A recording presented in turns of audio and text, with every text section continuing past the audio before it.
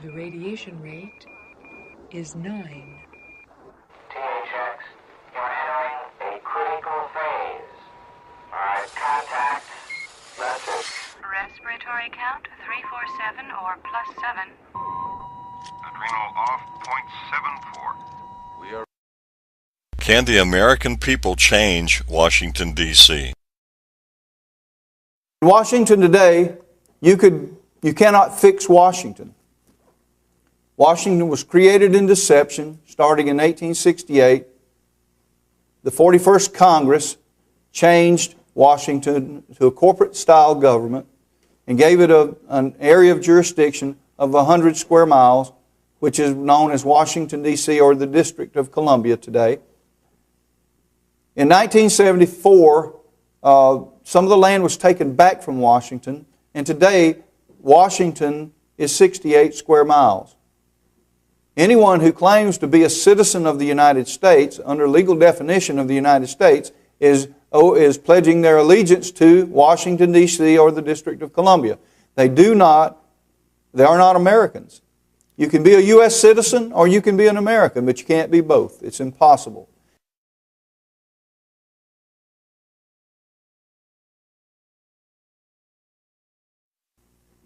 Anyone who claims to be a citizen of the United States, under legal definition of the United States, is pledging their allegiance to Washington, D.C. or the District of Columbia. They are not Americans. You can be a U.S. citizen or you can be an American, but you can't be both. It's impossible.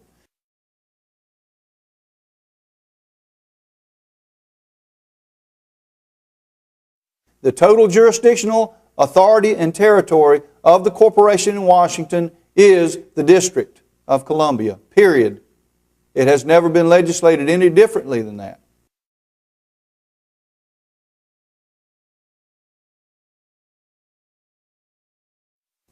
So, why is the District of Columbia ruling over the states in America? Well, they're doing it, go back to the implied consent that we talked about earlier. They are using the implied consent of the people because we are not saying no. You can throw everybody out of Washington. You can vote every single one out. You can change the president, change the entire Congress, and you cannot change Washington. It was created in deception. It has operated in deception since 1868, and nothing you do to change it, there's nothing you can do to change it.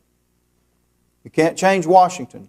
Washington is what it is. A leopard cannot change its spots. They cannot turn over a new leaf because the laws are designed for them to deceive, lie, and cheat the American people. And we can document that.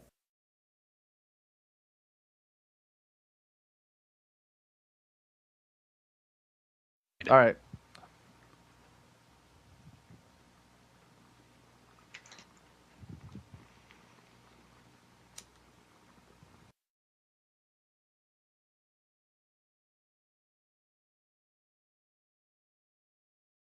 How did the American people lose the original constitutional republic? Well, first of all, everybody thought we still had the same system of government that we always had because they did the change so slowly and gradually, and they never told the public. They never told us what was going on. The government was changed without the consent of the people, and it's very clear in the Declaration of Independence that they governed by the consent. Well, under our system of law, for them to alter or abolish or change anything in the Constitution, they have to go to the people. Congress can't do that. And in 1868, when this change really started, it went from 1868 through 1882 where the primary changes were done. Congress never once asked the people what they wanted, and they had no authority to move forward. We get our authority from the Declaration, the Holy Bible, and the Constitution to move forward, and that's what we have embraced. Now, about 30 years ago, a group of people, you call them patriots or sovereigns, whatever the term was at the time, began to study the law. Because we'd been dumbed down. We didn't know what was going on. We had no idea what had been done to the American people. But we began to study and read the law. And all of a sudden things started showing up.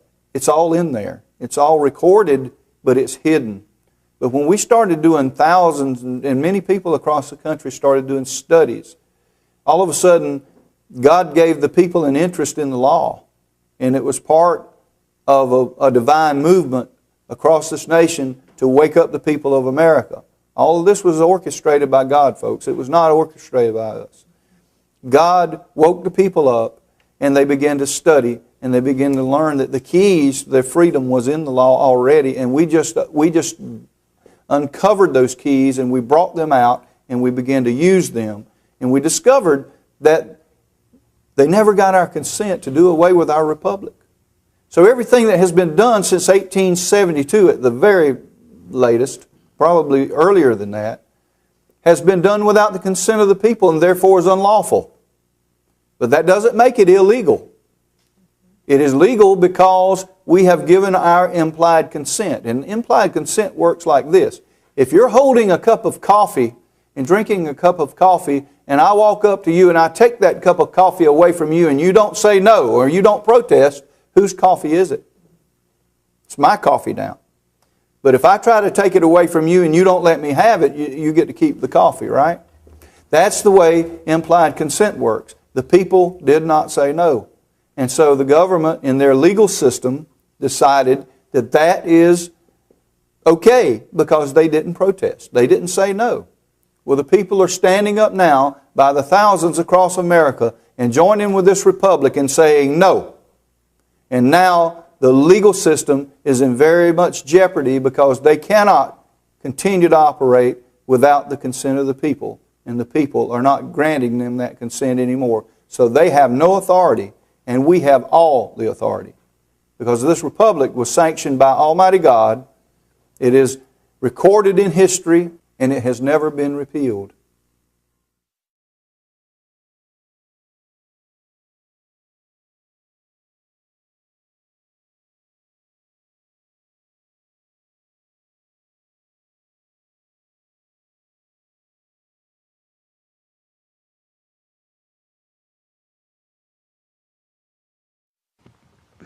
Well, yeah, I don't have any glass, so I might as well hang up and say peace. I just wanted to...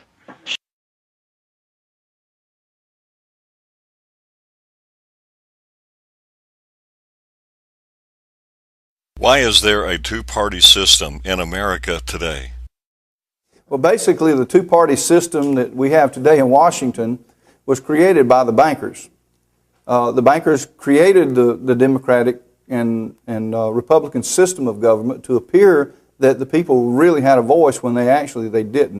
They created a controversy by two houses of Congress to entertain the people, basically, so that they could promote their agenda without the people realizing what they were doing.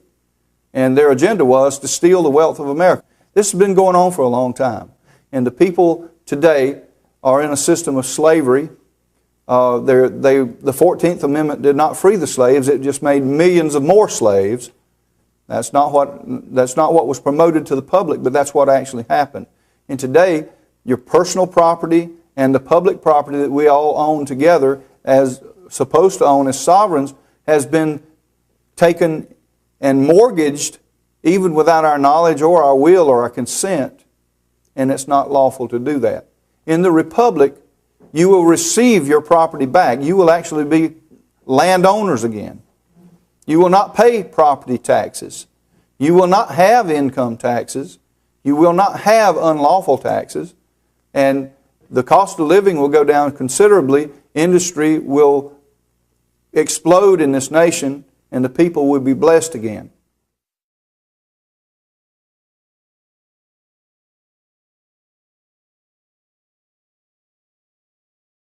The radiation rate is 1138, retract.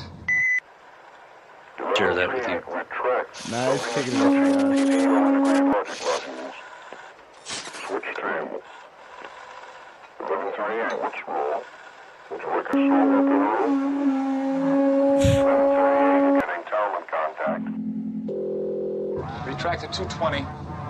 Victor 079er. Making contact at point 003. Now don't override here, this is critical. Okay, you can start your descent. That's it. Slow down just a little bit, you're overriding point 7. Okay, hold it, 1138. THX, you read me? THX. The radiation rate is 9. THX, you're entering a critical phase. Alright, contact. Message. Respiratory count 347 or +7. Adrenal off, .74. We are receiving an extreme respiratory count from a Magnum manipulator in operating cell 94107. Erratic visual behavior. Transfer control information. Current brainwave confirmation on 1138. Adrenal off, .74. Analyze severe.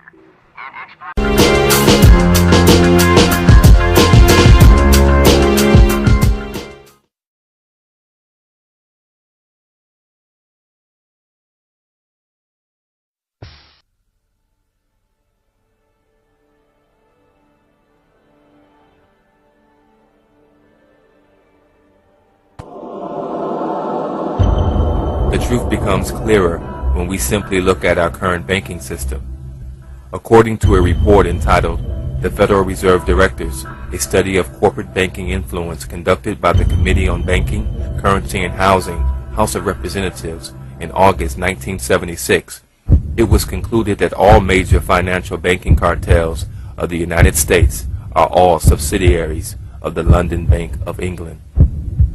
In other words, the Neiman Rothschild Bank owns every major bank in the United States. This list includes Lehman Brothers and Morgan Stanley, recently dissolved from the created economic crisis, National City Bank, Chase Manhattan, and many others. Every time a taxpayer pays a tax, they are transferring their labor to the Queen of England and her heirs. Who are her heirs, you may be asking? All of your presidents and high office officials who are related to the aristocracy by blood.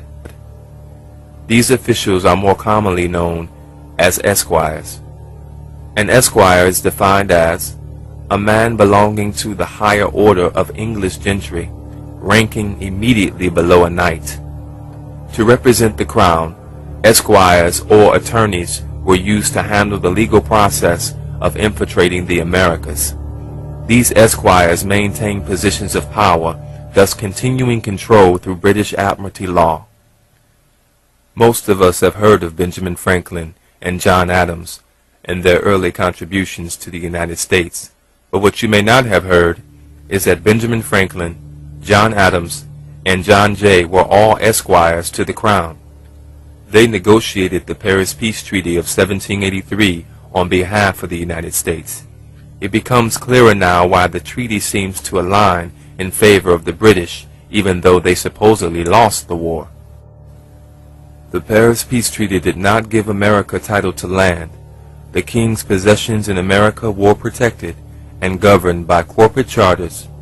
Benjamin Franklin visited England and France many times during the Revolutionary War. Again, the British just moved from overt control of the 13 colonies to covert control.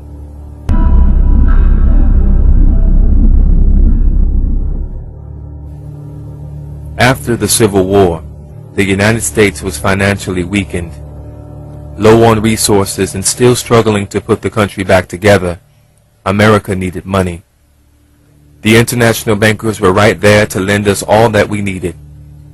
In 1871, Congress cut a deal with the Rothschild bankers to incur a debt, which would allow the establishment of a new government controlled by foreign money interest. Under the Legislative Act of February 21, 1871, the United States government incorporated as a commercial enterprise to do business for profit. What that means is that the United States of America changed from a country into a corporation. What you must understand is that this changed the entire process of how our government works and its overall objective as an enterprise. This legislative act of 1871 designated the District of Columbia under a separate form of government with separate jurisdiction from the rest of the Union States. With the United States of America now incorporated as a commercial enterprise, the country could borrow huge sums of money from the international bankers. The debt would eventually get so high that by 1933, just 62 years later, the United States would have to file for Chapter 11. Because of the Legislative Act of February 21, 1871, Washington, D.C. is not a state, but a jurisdiction called the District of Columbia.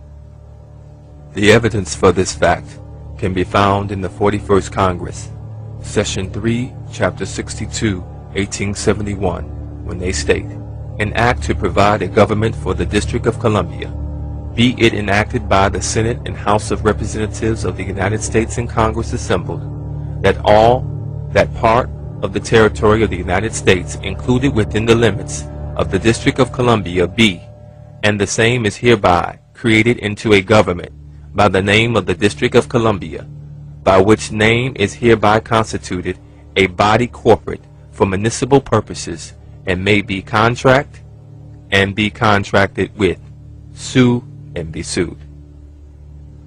In short, the 50 states are separate from the jurisdictional lands of the District of Columbia. This district is a corporation called the United States of America. Contrary to what you were taught in school, the United States is not a country. It is a corporation like IBM, General Motors, or Microsoft. This corporation has legal jurisdiction to do business and create franchises. Consider the other 50 states as franchises for the parent company of the United States of America. This is why we have a president and not a king or queen. Only kings or queens can rule countries. Legally, a president cannot rule over a country, but can make decisions on behalf of the king or queen. In the case of the United States, that is exactly what our president does. First of all, we need to know and understand that he's not the president of America, so to speak. I think he's just the president of a corporation. You understand what I'm saying? So this whole president of the United States of America, no such thing. He's the president of a corporation. And in any corporation, AT&T, IBM, McDonald's, whatever. Countries don't have presidents. Corporations do. Whenever the president is being introduced, he or she may be referred to as the President of the United States. The United States of America is no different than General Motors of Detroit or Sears and Roebuck of Chicago. These descriptions are referring to companies which reside in a specific jurisdictional area. In Volume 20, Corpus Juris Secundum, 1785, it states, "The United States government is a foreign corporation with respect to a state." Each of the 50 states is foreign to the other. This is why you can gamble in Las Vegas, Nevada, but not in Utah. This is also the reason why persons who commit crimes in one state and flee to another are extradited back to the state where the crime was committed. This is done because under law, the state where the crime was committed is the only state that has jurisdictional authority. Under business law, every corporation must have a president, a secretary of treasury, and so on. Our president is the president of the United States of America. He is not the president of America. This concept can be somewhat confusing, especially since America and the United States is constantly being sold to the public as existing in the same jurisdictional area on the map. The only connection the 50 states have to the United States Corporation is again either by contract and or franchise agreement. A part of this franchise agreement is designated by the status of individuals who call themselves citizens. This contract between the United States of America and the 50 separate states is called an adhesion citizens contract. This adhesion citizens contract is known as the 14th Amendment, which was ratified on July 28, 1868. The second part of the franchise definition mentions that it allows an individual or group to carry out specific commercial activities. These activities fall into a category called interstate commerce. Article 1, Section 8, Clause 3 of the United States Constitution is known as the Commerce Clause. It states that Congress has the power to regulate commerce with foreign nations among the states and with the Indian tribes of the time. This power fell under a regulatory body called the Interstate Commerce Commission, or ICC, in 1887. Each time you sign your name or pledge an oath, you are changing your status. You may be asking, what about American citizenship? In law, when you see the words American citizen, this denotes that you are a United States citizen contracted into with the birth certificate, social security number, or through your state franchise agreement, which is the adhesion contract of the 14th Amendment. It is critical that you understand that you are not and cannot be an American. An American is a free person who has not made a contractual agreement with the United States Corporation. Remember, you are not an American. You are legally a citizen living in a foreign state. This authorization granted by the corporation called the United States of America can be tied into three main areas of contract, three of which we have mentioned. We looked at the 14th Amendment and we realized that this amendment was really a contract. It was an adhesion contract between the United States government and the citizenry of this country. What that meant for African Americans was this. It meant that the old days of slave ownership, where a white male owns a slave on a plantation, was done away with. And what the owners who owned those slaves did was transfer their property, which were the slaves, from the slave owner to the United States government under the 14th Amendment. And if you recall, when you study history, you'll know that many of the southern states and those slave owners were compensated for transferring their property over to the United States government. So what that means for black folks is this, is that you are not free, you are what is called emancipated. And an emancipation is not freedom. Emancipation is the transfer of property from one owner to another owner. This process has nothing to do with sovereignty. A citizen of the United States Corporation or American cannot be sovereign because they do not own the land or have clear title to land. Further, these persons have not established a military to take the land or to create their own land within the continental United States.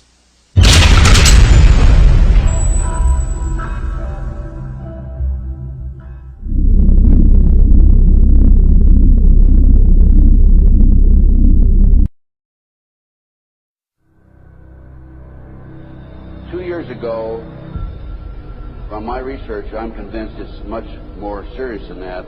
It's more than a loose-knit network. It is a conspiracy. In 1784, a copy of this document was sent to the illuminist Weishaupt and delegated to foment the French Revolution. Mean the Illuminati was responsible for the French Revolution? Yes, absolutely. The courier was struck dead by lightning as he rode through Ratisbon on his way from Frankfurt to Paris. What about a little divine intervention there, huh? The police found the subversive documents on his body and turned them over to the proper government authorities.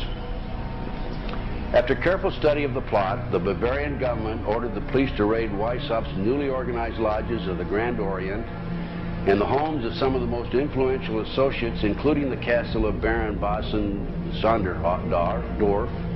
Additional evidence thus obtained convinced the authorities that documents were a genuine copy of a conspiracy by which the Synagogue of Satan had controlled the Illuminati at the top, planned to use wars and revolutions to bring about the establishment of one kind or another of a one-world government, the powers of which they intended to usurp as soon as it was established. In 1785, the Bavarian government outlawed the Illuminati and closed the lodges of the Grand Orient. In 1786, they published the details of the conspiracy. We'll start up here. In 1784, an act of God placed the Bavarian government in possession of evidence which proved the existence of the continuing Luciferian conspiracy. This explains the previous 9 pages, goes into it in detail. We don't have time to do it completely.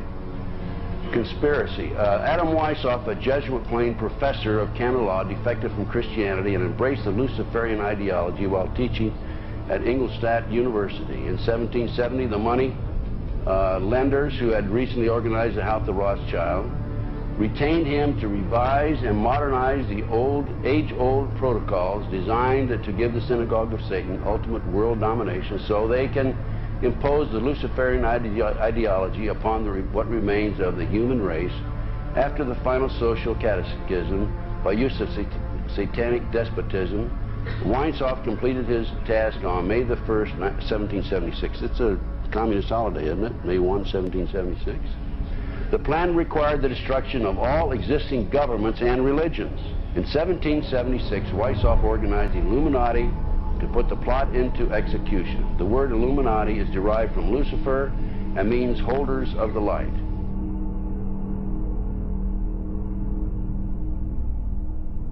Weishaupt's revised plan required his Illuminati to do the following things to help them accomplish their purpose. 1. Use monetary and sex bribery to obtain control of people already occupying positions in high places in the various levels of all governments and other fields of human endeavor. Once an influential person had fallen for the lies, deceits, and temptations of the Illuminati, they were to be held in bondage by application of political and other forms of blackmail and threats of financial ruin, public exposure, and physical harm, and even death to themselves and their loved ones. Number 12, told those present that they must use their wealth to have candidates chosen to public office who would be obedient to their demands and would be used as pawns in the game by the men behind the scenes. The advisors will have been bred, reared, and trained from childhood to rule the affairs of the world.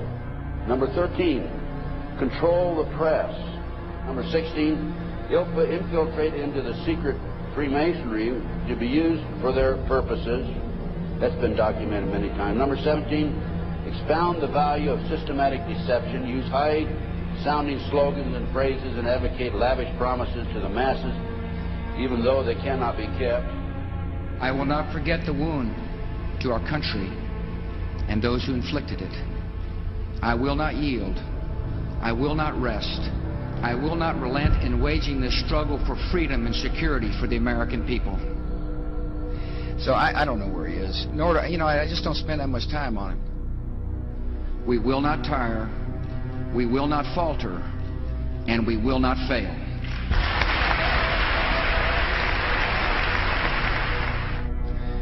Terror is bigger than one person. And I remember he was telling me how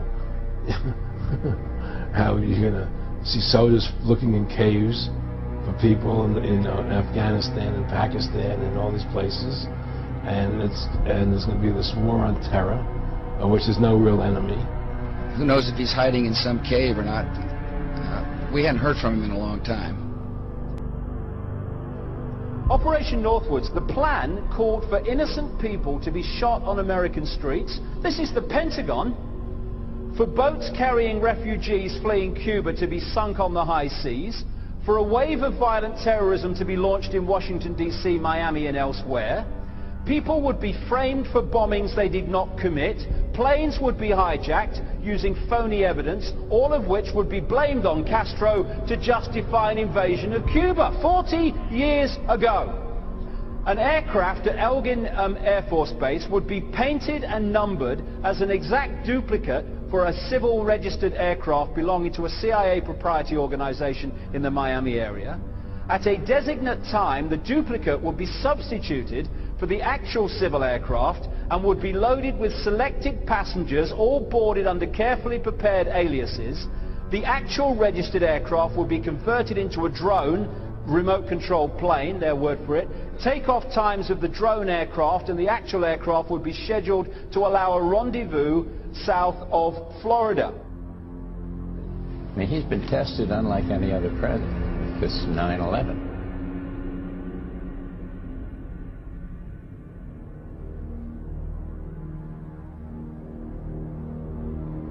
We have in this past year made great progress in ending the long era of conflict and Cold War.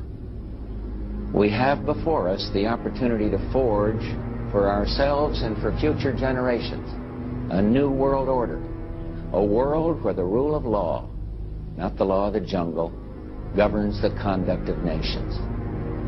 When we are successful, and we will be.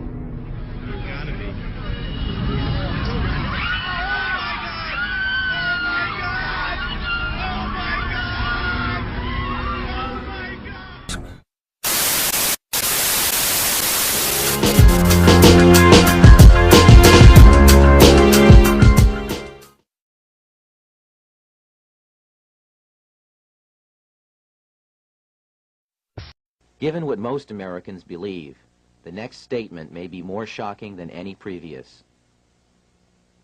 The fact is, the United States is not a country, but a corporation contractually created by the Constitution. Your state is a country, per the law, and your original citizenship is of that country. Our founders instituted themselves to be first and foremost citizens of their respective states. As of 1787, those states already had formed a union, and they created the Constitution for the purpose of perfecting that union in forming a national government.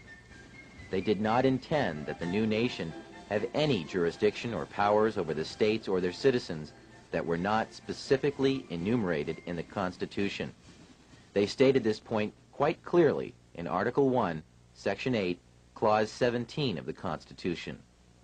They granted the United States exclusive legislation in all cases whatsoever over such district not exceeding 10 miles square as may become the seat of the government of the United States, our District of Columbia, and to exercise authority over all places purchased by the consent of the states. And that is all. The framers further secured the rights of the people with the 9th and 10th Amendments in the Bill of Rights. In the 9th, they established that the enumeration in the Constitution of certain rights shall not be construed to deny or disparage others retained by the people.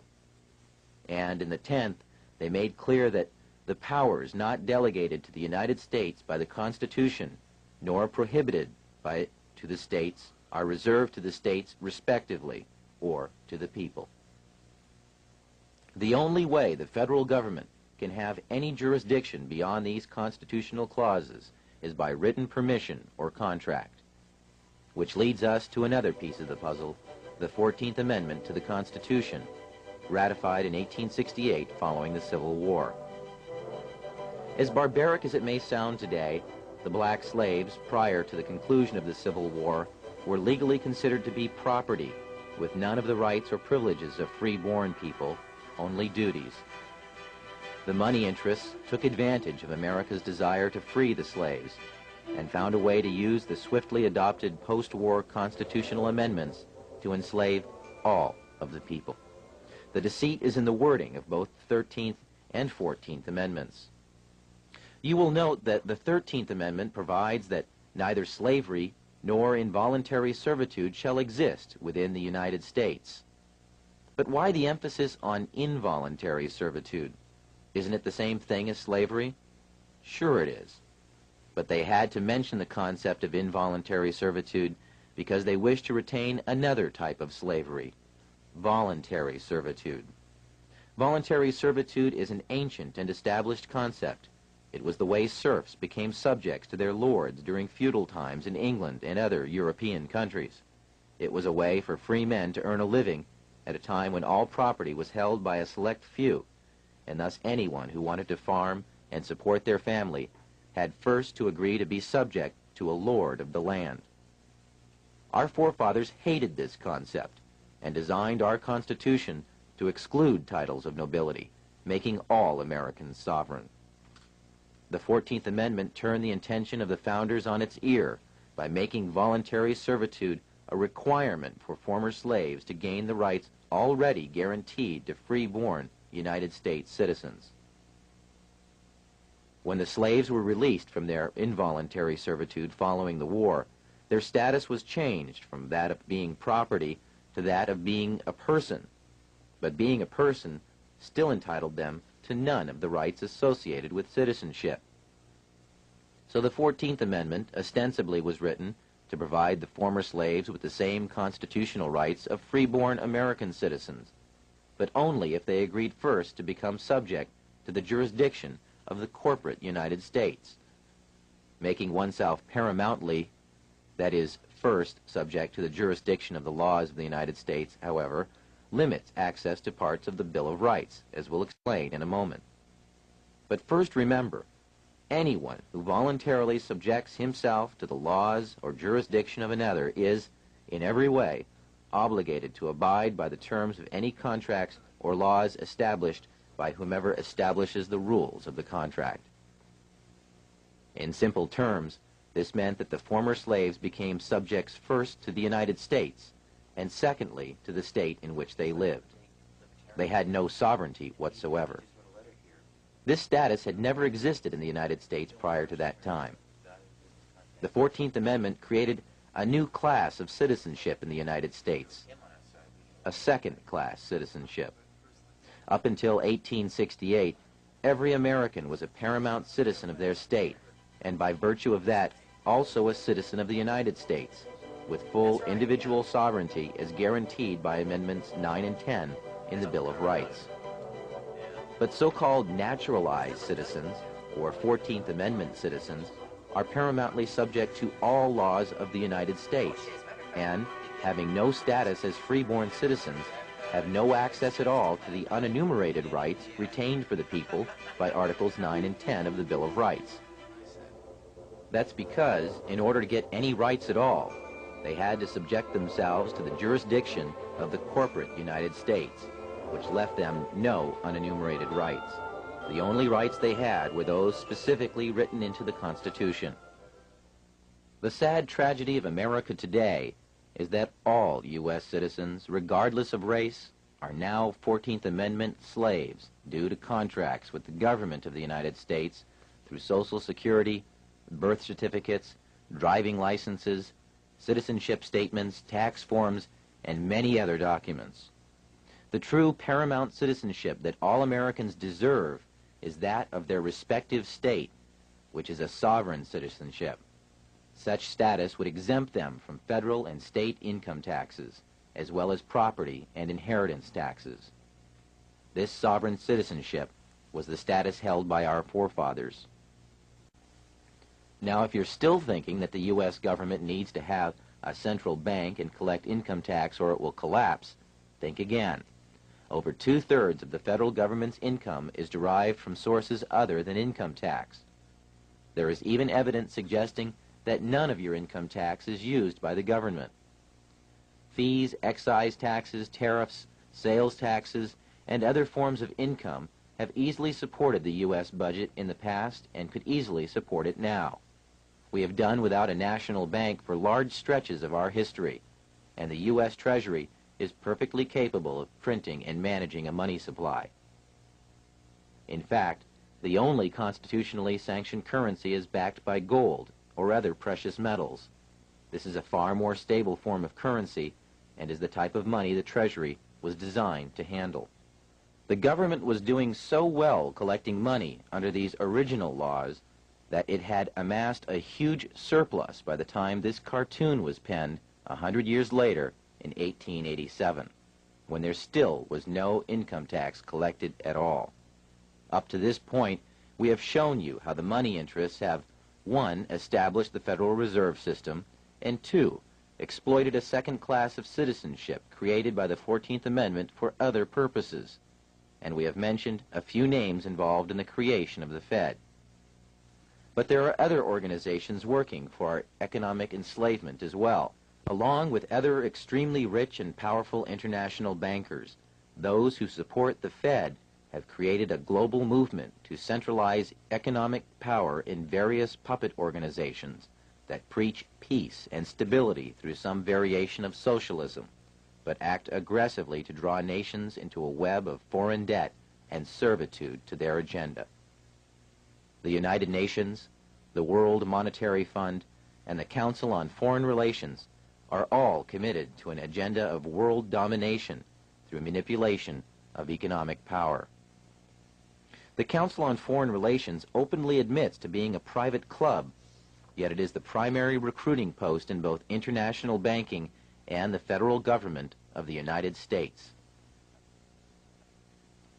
Richard Nixon, Nelson Rockefeller, John Foster Dulles, Dean Rusk, Alger Hiss, Robert S. McNamara, and every president since FDR, with the exception of John Kennedy, have been members of this exclusive club where super financiers and your elected representatives can mix freely and plan the next step in the consolidation of power in a new world order. The affirmative task we have now is to actually create a new world order, a new world order, a new world order, a new world order. A number of years ago, the Central Bank of the United States, the Federal Reserve, produced a document entitled Modern Money Mechanics. This publication detailed the institutionalized practice of money creation as utilized by the Federal Reserve and the web of global commercial banks it supports. On the opening page, the document states its objective.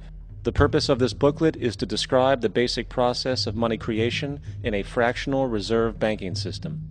It then proceeds to describe this fractional reserve process through various banking terminology, a translation of which goes something like this. The United States government decides it needs some money, so it calls up the Federal Reserve and requests, say, $10 billion. The Fed replies, saying, sure, we'll buy $10 billion in government bonds from you. So the government takes some pieces of paper, paints some official-looking designs on them, and calls them Treasury bonds. Then it puts a value on these bonds to the sum of $10 billion and sends them over to the Fed. In turn, the people at the Fed draw up a bunch of impressive pieces of paper themselves, only this time calling them Federal Reserve notes, also designating a value of $10 billion to the set. The Fed then takes these notes and trades them for the bonds. Once this exchange is complete, the government then takes the $10 billion in Federal Reserve notes and deposits it into a bank account. And upon this deposit, the paper notes officially become legal tender money, adding $10 billion to the U.S. money supply. And there it is.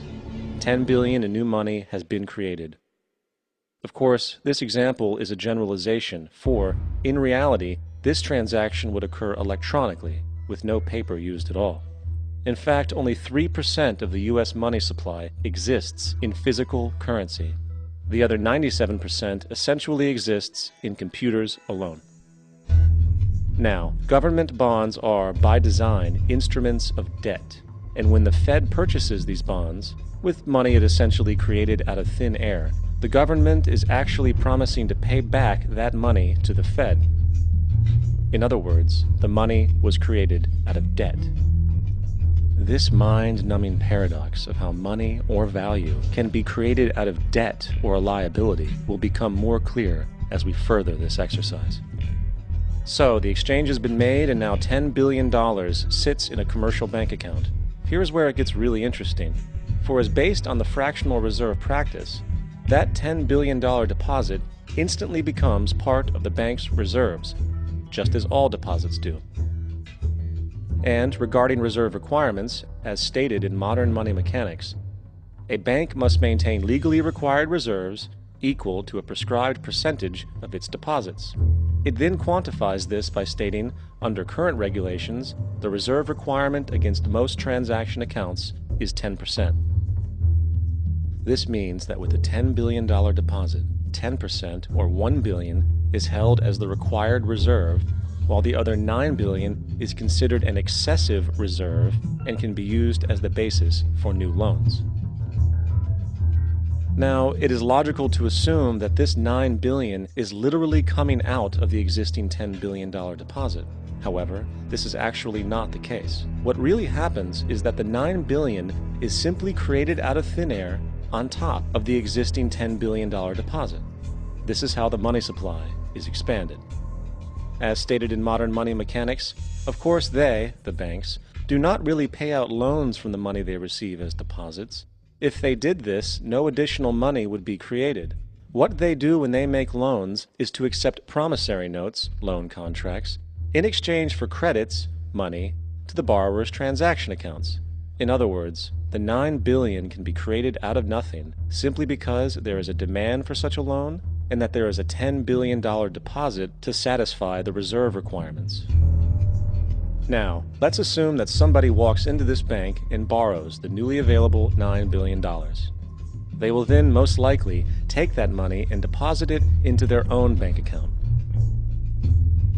The process then repeats, for that deposit becomes part of the bank's reserves. 10% is isolated, and in turn 90% of the $9 billion, or $8.1 billion, is now available as newly created money for more loans. And of course, that 8.1 can be loaned out and redeposited, creating an additional 7.2 billion to 6.5 billion to 5.9 billion, etc. This deposit money creation loan cycle can technically go on to infinity. The average mathematical result is that about $90 billion can be created on top of the original $10 billion. In other words, for every deposit that ever occurs in the banking system, about 9 times that amount can be created out of thin air. Money jitters? Ask the obliging Bank of America for a jar of soothing instant money, M-O-N-E-Y, in the form of a convenient personal loan. So, now that we understand how money is created by this fractional reserve banking system, a logical yet elusive question might come to mind. What is actually giving this newly created money value? The answer? The money that already exists.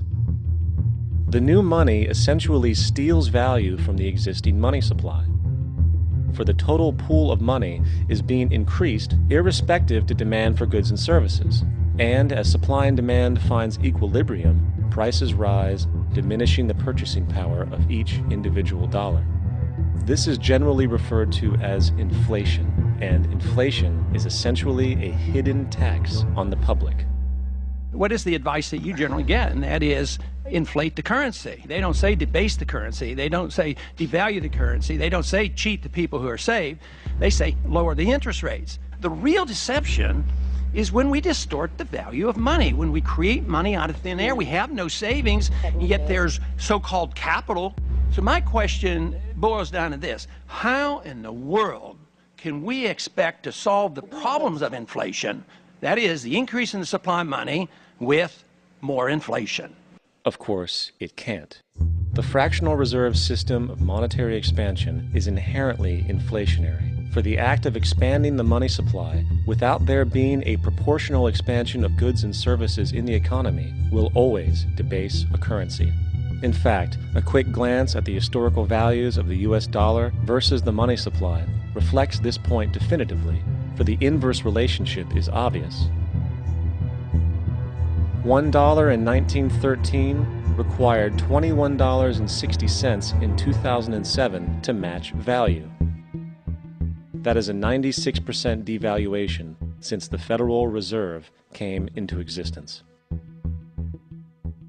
Now, if this reality of inherent and perpetual inflation seems absurd and economically self-defeating, hold that thought, for absurdity is an understatement in regard to how our financial system really operates. For in our financial system, money is debt. And debt is money. Here is a chart of the U.S. money supply from 1950 to 2006. Here is a chart of the U.S. national debt for the same period. How interesting it is that the trends are virtually the same. For the more money there is, the more debt there is. The more debt there is, the more money there is. To put it a different way, every single dollar in your wallet is owed to somebody by somebody. For remember, The only way the money can come into existence is from loans. Therefore, if everyone in the country were able to pay off all debts, including the government, there would not be $1 in circulation.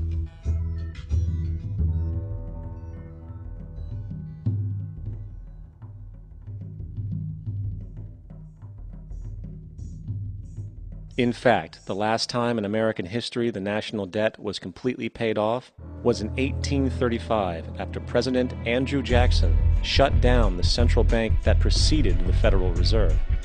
In fact, Jackson's entire political platform essentially revolved around his commitment to shut down the central bank, stating at one point, "The bold efforts the present bank has made to control the government are but premonitions of the fate that awaits the American people, should they be deluded into a perpetuation of this institution or the establishment of another like it."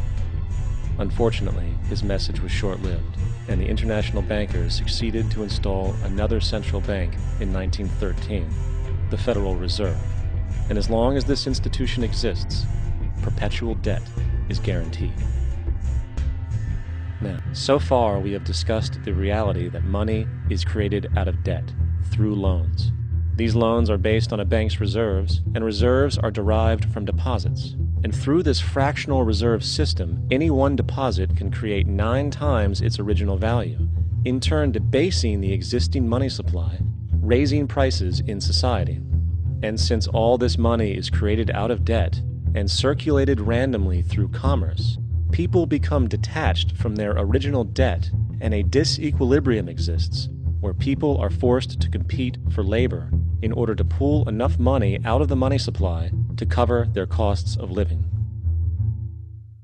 As dysfunctional and backwards as all of this might seem, there is still one thing we have omitted from this equation.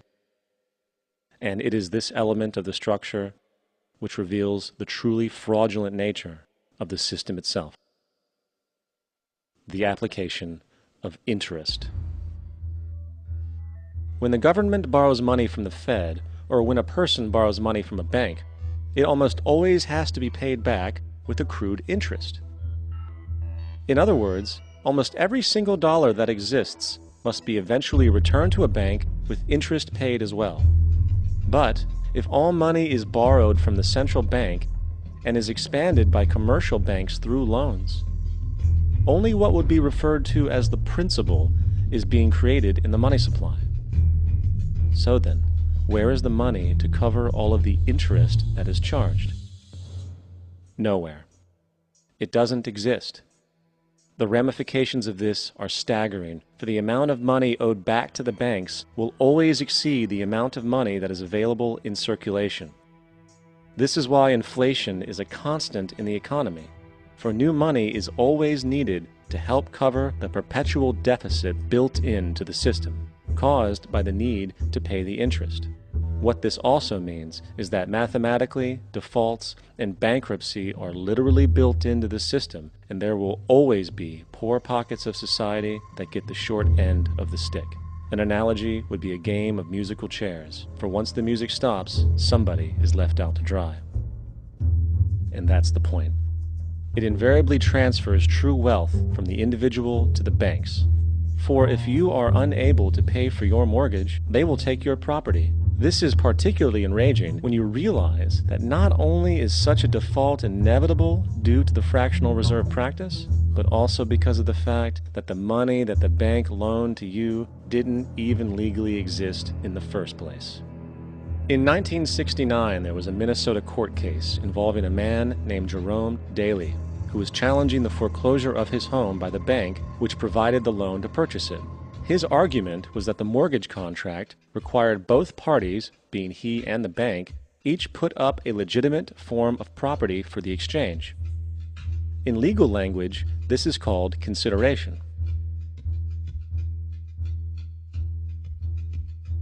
Mr. Daly explained that the money was, in fact, not the property of the bank, for it was created out of nothing as soon as the loan agreement was signed.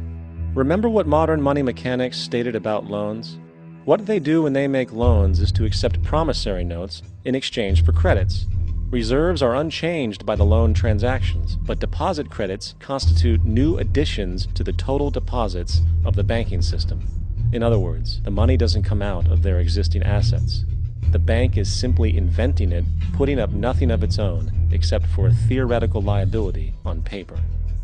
As the court case progressed, the bank's president, Mr. Morgan, took the stand, and in the judge's personal memorandum, he recalled that the plaintiff, bank's president, admitted that, in combination with the Federal Reserve Bank, did create the money and credit upon its books by bookkeeping entry. The money and credit first came into existence when they created it. Mr. Morgan admitted that no United States law or statute existed which gave him the right to do this.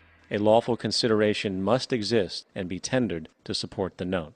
The jury found that there was no lawful consideration, and I agree. He also poetically added, "Only God can create something of value out of nothing." And upon this revelation, the court rejected the bank's claim for foreclosure, and Daly kept his home. The implications of this court decision are immense. For every time you borrow money from a bank, whether it is a mortgage loan or a credit card charge, the money given to you is not only counterfeit, it is an illegitimate form of consideration, and hence voids the contract to repay, for the bank never had the money as property to begin with. Unfortunately, such legal realizations are suppressed and ignored, and the game of perpetual wealth transfer and perpetual debt continues. And this brings us to the ultimate question: why? During the American Civil War, President Lincoln bypassed the high-interest loans offered by the European banks and decided to do what the Founding Fathers advocated, which was to create an independent and inherently debt-free currency. It was called the greenback. Shortly after this measure was taken, an internal document circulated between private British and American banking interests stated, "Slavery is but the owning of labor, and carries with it the care of laborers, while the European plan is that capital shall control labor by controlling wages. This can be done by controlling the money. It will not do to allow the greenback, as we cannot control that." The fractional reserve policy perpetrated by the Federal Reserve, which has spread in practice to the great majority of banks in the world, is, in fact, a system of modern slavery. Think about it. Money is created out of debt. And what do people do when they are in debt? They submit to employment to pay it off. But if money can only be created out of loans, how can society ever be debt-free? It can't. And that's the point. And it is the fear of losing assets coupled with the struggle to keep up with the perpetual debt and inflation inherent in the system, compounded by the inescapable scarcity within the money supply itself, created by the interest that can never be repaid, that keeps the wage slave in line, running on the hamster wheel with millions of others, in effect powering an empire that truly benefits only the elite at the top of the pyramid. For, at the end of the day, who are you really working for? The banks. Money is created in a bank and invariably ends up in a bank. They are the true masters, along with the corporations and governments they support. Physical slavery requires people to be housed and fed.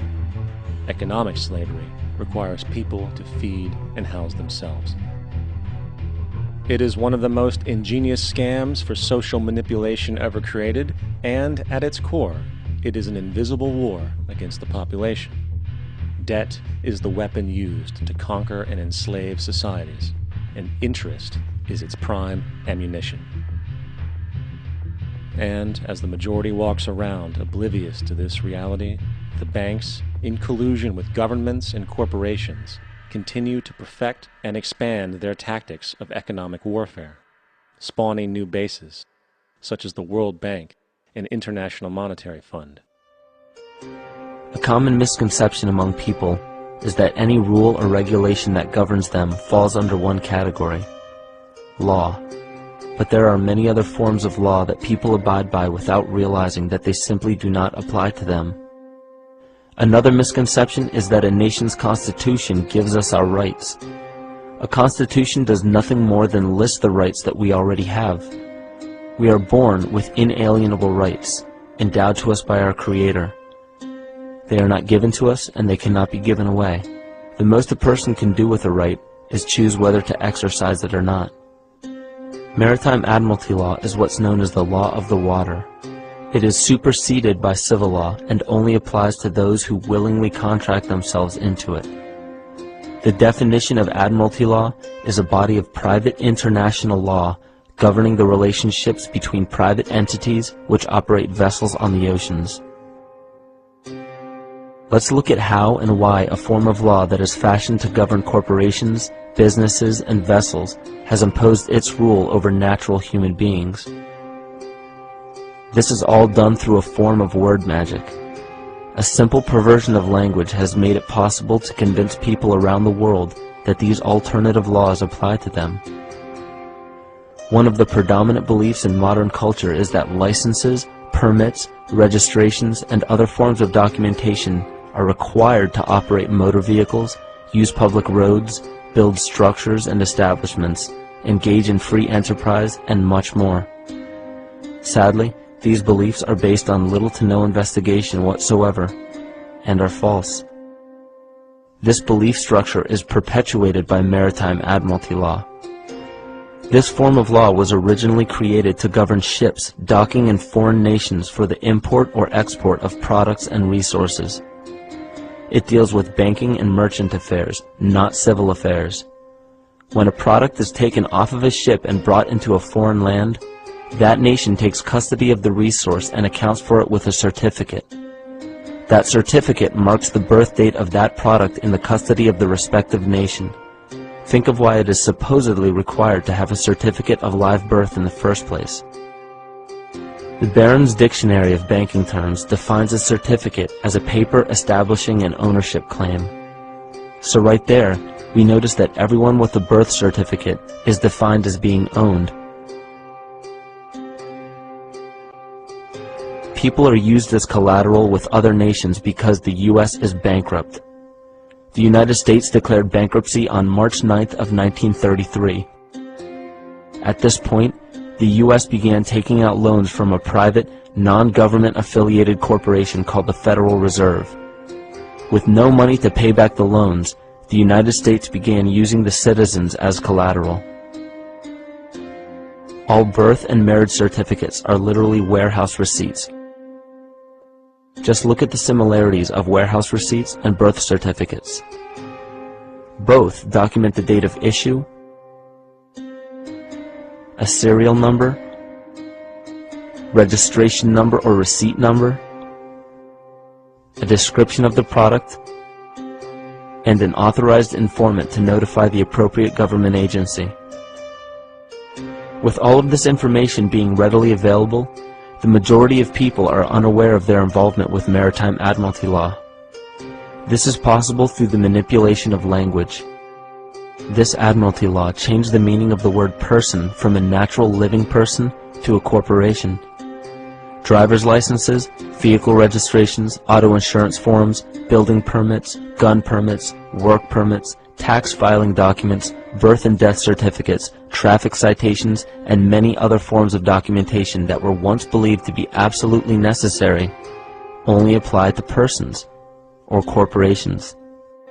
Upon signing such a legal document, you are indirectly waiving your rights under the Constitution and lowering your status to that of a corporation that is created with the same exact name as you. The only way to reconcile your true name from the name of the corporation is to take notice that the corporation has its name in all capital letters. This is known as capitis diminutia maxima.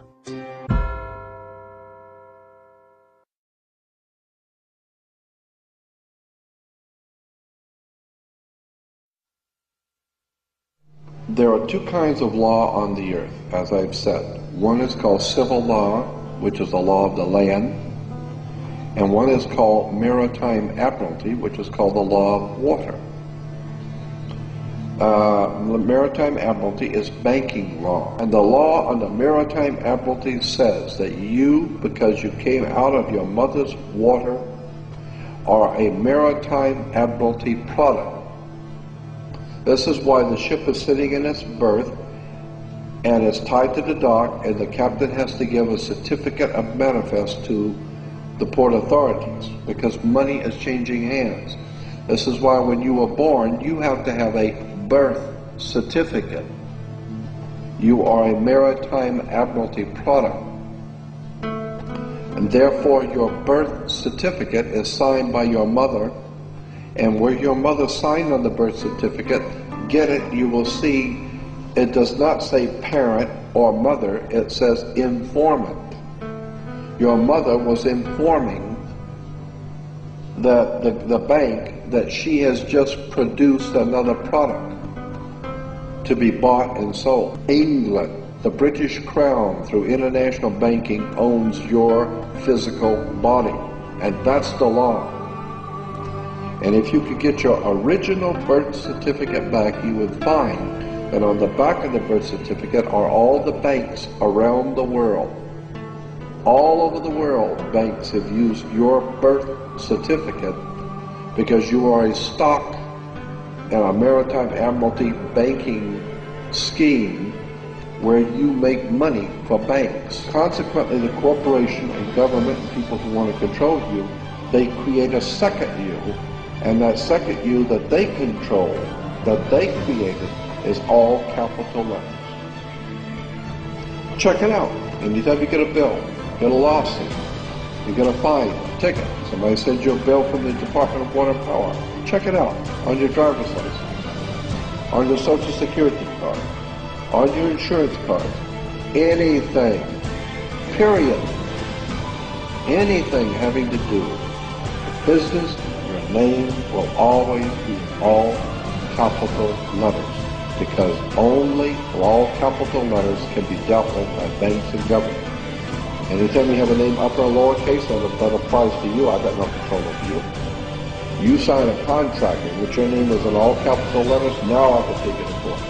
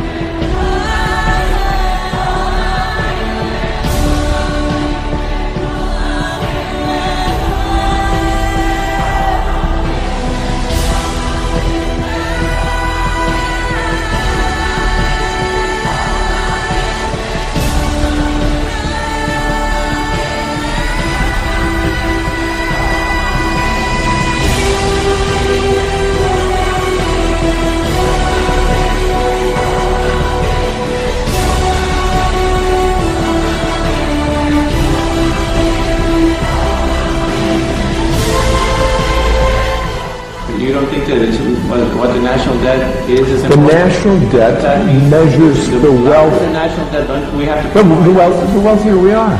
The larger the national debt, it's an indication of the wealth of the country, you're right. So the more you owe, the more you're worth? I'll say it slowly, okay? That here... Can you explain to consumers no, look, Jan, come on, get real.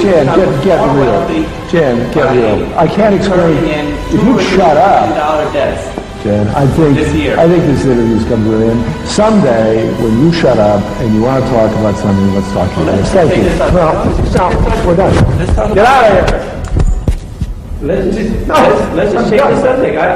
We can talk about something else. Listen, you get the fuck out of here. I'll throw you out the window. Out.